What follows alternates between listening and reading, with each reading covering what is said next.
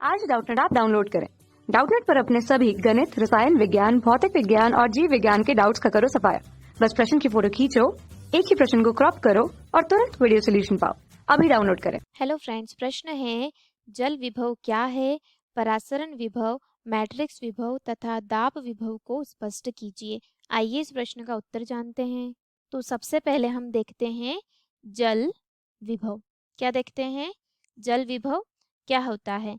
तो जल विभव शुद्ध जल के अणुओं की मुक्त ऊर्जा तथा किसी तंत्र में उपस्थित जल के अणुओं की मुक्त ऊर्जा का अंतर जल विभव कहलाता है। क्या कहलाता है?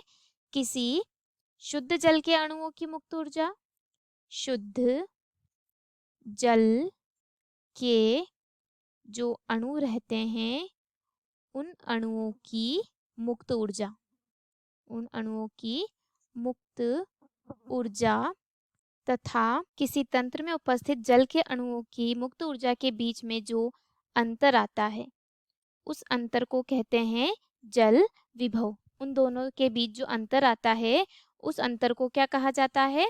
जल विभव कहा जाता है। तथा जो जल विभव का निर्धारण होता है वह 4 घटकों पर होता है। क्या होता है? जो जल विभव का निर्धारण 4 घटकों पे होता है, जैसे कि विलय, दाब, ठोस तथा विलय, दाब, ठोस तथा विशेषकर गुरुत्व। क्या? गुरुत्व। इन सब पर क्या होता है? जो जल विभव रहता है उसका निर्धारण होता है। सबसे पहले हमें दे रखा है परासरण विभव। जो परासरण विभव होता है वह विलयन में विलय द्वारा जो पोटेंशियल, मतलब कि विलयन में विभव द्वारा जो परासरण उत्पन्न होता है। क्या होता है? किसी विलयन में जो विलय द्वारा जो पोटेंशियल या जो परासरण उत्पन्न होता है उसे क्या कहते हैं? जो परासरण रहता है वह विलय अणुओं की संख्या पर निर्भर करता है। जो परासरण रहता है वह किस पर निर्भर करता है? वह विलय के अणु की संख्या पर निर्भर करता है तथा इनका मान 0 होगा और यह ऋणात्मक होंगे। साथ ही साथ यह जो विलय विभव है उसके मान के बराबर होते हैं, वह विलय विभव भी परासरण विभव को ही कहते हैं।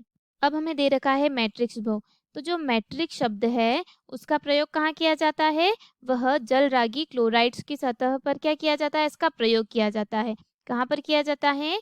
जहाँ पर कोलाइड्स होते हैं, जहाँ पर जल रागी कोलाइड्स होते हैं वहाँ पर मैट्रिक्स शब्द का प्रयोग किया जाता है।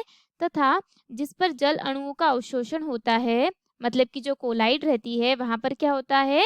जल अणुओं का अवशोषण होता है। क्या होता है? जल के जो अणु रहते हैं उनका अवशोषण होता है।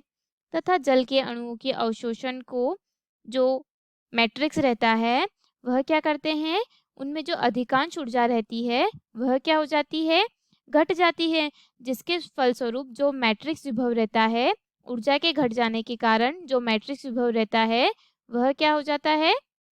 विकसित होता है। जब ऊर्जा घट जाती है तो वह मैट्रिक्स विभव विकसित हो जाता है। और जो मुख्यतः जो मैट्रिक्स विभव रहता है वह सूखे पादपों में महत्वपूर्ण होता है। क्या होता है? सूखे जो पादप रहते हैं उनमें महत्वपूर्ण होता है। कौन होता है? मैट्रिक्स विभव।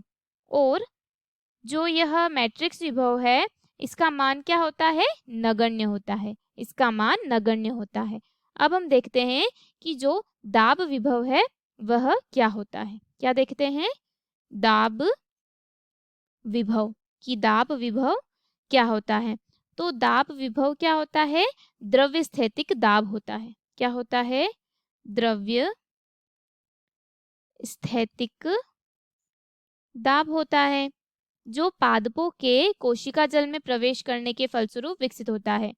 जब पादप में जो जल कोशिका में प्रवेश करता है तब यह क्या हो जाता है? तब यह विकसित होता है। जो दाब विभव रहता है वह यह सामान्यतः धनात्मक होता है। क्या होता है? जब यह धनात्मक होता है तो जो दाब रहता है तथा जो जल विभव रहता है वह जल विभव बढ़ता है, और जब ऋणात्मक रहता है तब जल विभव घटता है। मतलब कि जल विभव इस पर भी निर्भर करता है। तो यह था दाब विभव, मैट्रिक्स विभव तथा परासरण विभव।